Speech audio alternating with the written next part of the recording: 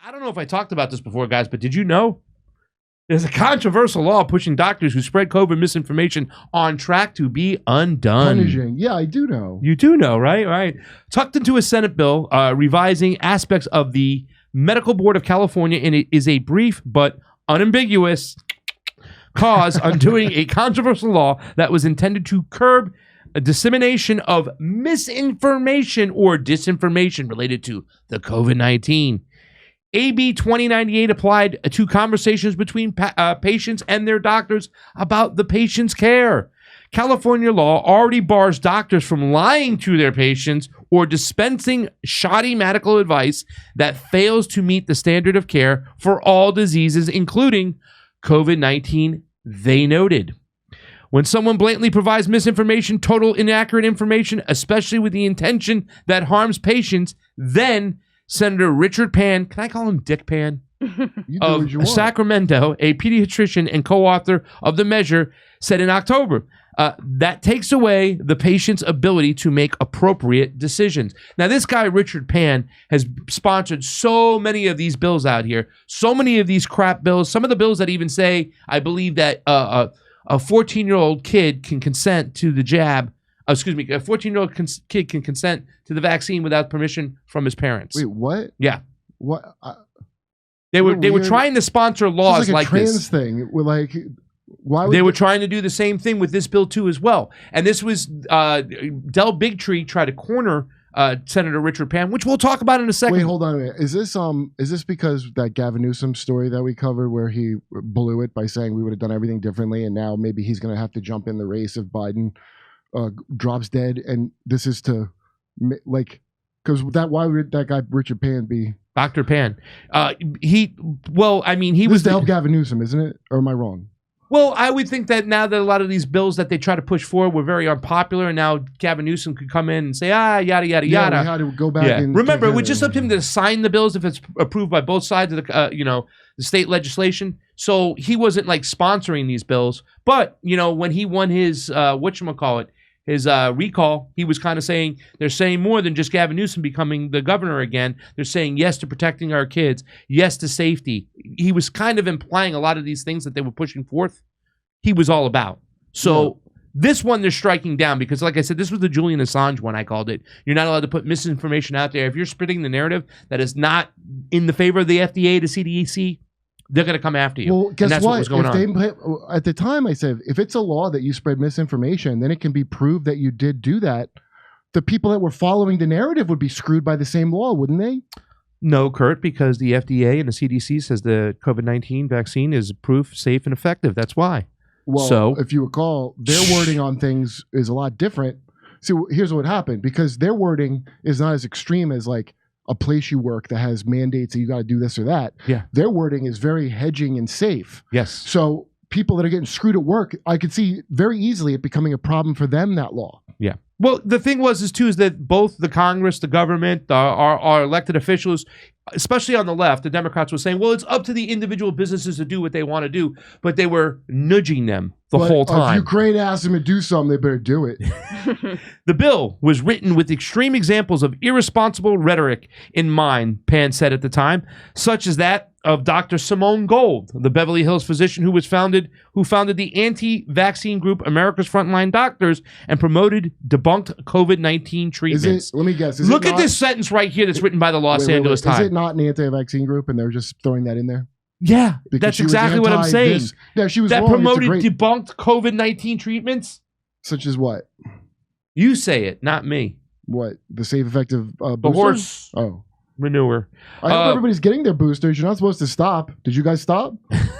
Oh, I haven't stopped. I ask everyone that I know. Oh, you got your new booster, Are you talking right? about Dr. Cohen? What she said? Get up to date, please. Yes. Yes. Well, we got a little story about that too as well. No, I'm talking about everybody I know that now is very Gavin Newsom about the pandemic. Mm-hmm. We're like, we just got to stop being divided and blah, blah. They're all, mask Nazis. Yeah. Now what are they saying? Well, except for a couple. A couple went hardcore radical Islamic mask wearing. They went Wahhabi masking. So check this out. But the final text did not apply to any fringe claims aired in the public forums such as a social media or capital steps. Such provisions would probably not survive a First Amendment challenge in court, a legislative analysis of the bill found. It was endorsed by the California Medical Association, which represents nearly 50,000 physicians throughout the state. Governor Gavin Newsom expressed some of his unease about the bill's wording in his September 22 signing statement, writing that he was concerned about the chilling effect of legislating doctor-patient conversations, which he was right off the bat. He kept himself 1 foot in the door, 1 foot out. But is that because he signed it? He right? disappeared that week, and it started. He was over by the that after his jab, he disappeared, and we found out later. Of course, it wasn't the safe, effective booster he got. It was he didn't want his kids to not have. He didn't want to miss Halloween with his kids. Yes. And he didn't want to miss that beautiful dinner at that wine place, you know, where they're coursing out a nice meal with different wine pairings. He didn't want to miss that.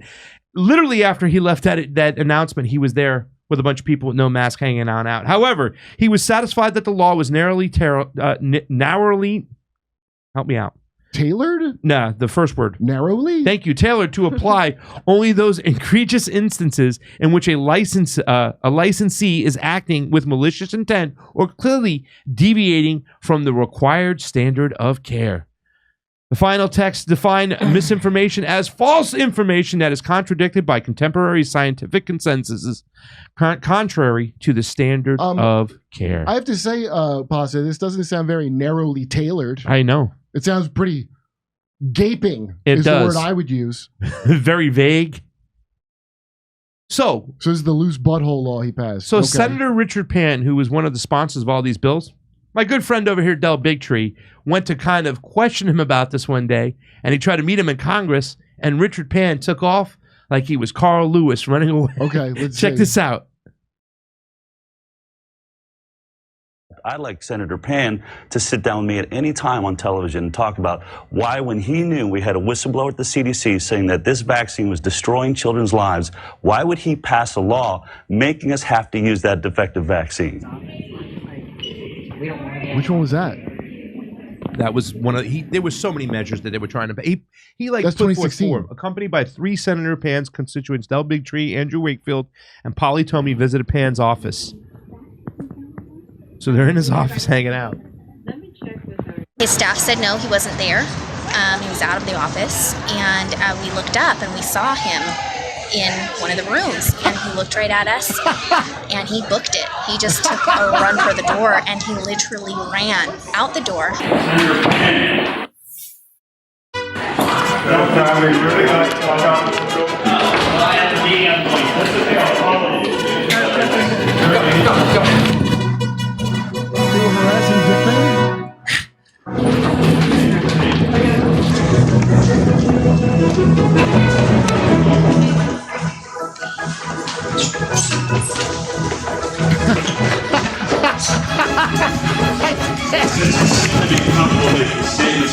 We haven't seen. We just thought maybe you'd want to.